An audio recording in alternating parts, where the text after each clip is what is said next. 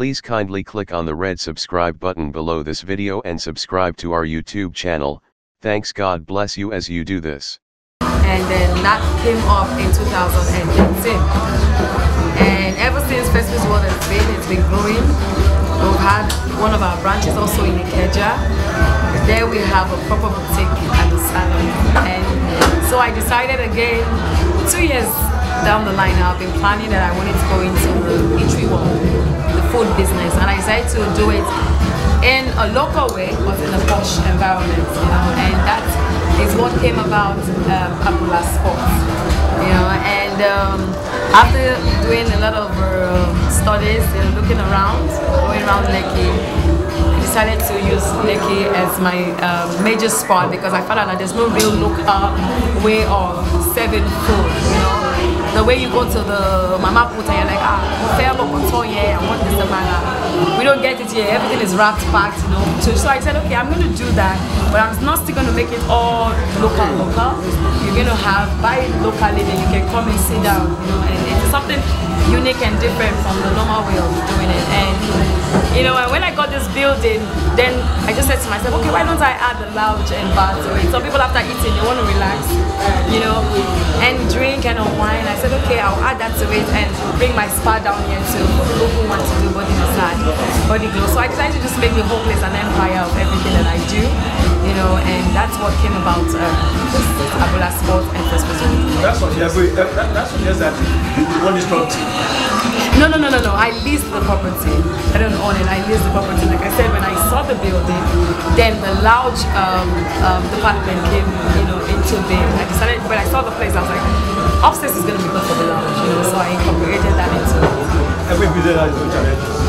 What are challenges you have faced so far? Oh, you know, like I said, initially it was just the restaurant thing I was looking forward to doing, and then also bringing down my spa. So when I got this building, I was like, oh my God, this is huge. But I was going to go through it. Money was a bit of a challenge for me initially, but with good friends around, you know, I was able to go through it, and I thank God that, you know, we got it all done without having to get a loan from the bank or anything. So it's a success. Thank you.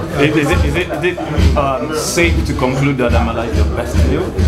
Yes, I love Amala, though I am a dodo person too. So, but now, you know, Amala is a crave. Everybody loves Amala. I think everybody loves Amala. So I love Amala, and we're not doing only Amala. We're going to be doing the real pounded yam, not the pando.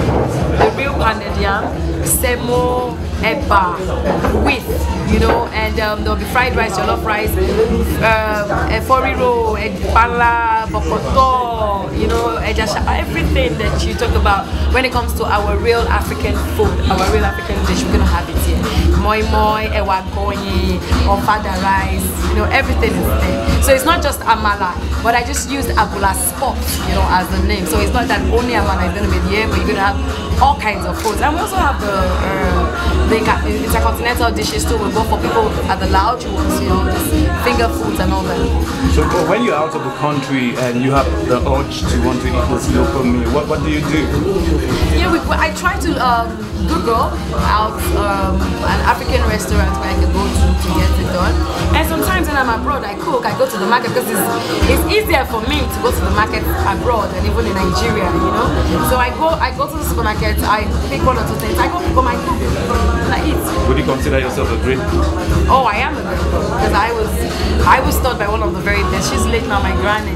She used to run a restaurant, you know, way back when we were very young. She's late, you know, and I learned from her and my auntie. So yes, I am. Are we likely going to see Abula move, have outlets outside of Lekki? Well, I pray that happens. You know, I have employed professionals who it's not about me just opening a restaurant and living it. You know, I have my auditors, I have my accountants, I have those who are going to come advise me on business-wise. They've been doing that aspect. So as the company grows, then we'll see if we have enough strength to, you know, to open other branches. So. Hello. What are you adding a question? What are you dreaming about? Oh well, you know, like just Iyabo is just unstoppable. Tomorrow, like I said, I'm gonna go into oil and gas very soon. And I studied estate management. I'm still thinking of going into property business. And interior decor. I mean, I'm not stopping. You know, as long as I keep having that dream, and there's one thing to have the dream, and there's one thing for you to be ready to, you know, move forward with it. So once I'm ready to move forward, I'm going. You know, so straight up. 5 years back. You never can tell. Straight up. Hello, combine amala and restaurant with acting. How will it be? Well, it's not going to be easy, and that's why I have decided not to leave no stone untouched. I have employed, like I said, I have a lot of people who are going to be managing the finance of this place. You know, it's not even up to me. I'm also going to be paid salary like every other person here. So even if I leave here, the work, you know, still gets going. And you know, thank God for computer age now. I can be anywhere and be looking at everywhere, you know, right on my phone or laptop. So I'm going to have a lot of people handle everything for me. How has it been being an entrepreneur? It's been wonderful. It's one passion. I don't think I'm going to do it enough. You know, I just love doing business. I love doing business. I'm a very independent person, and I love doing business. So it's been fun. It's always fun for me.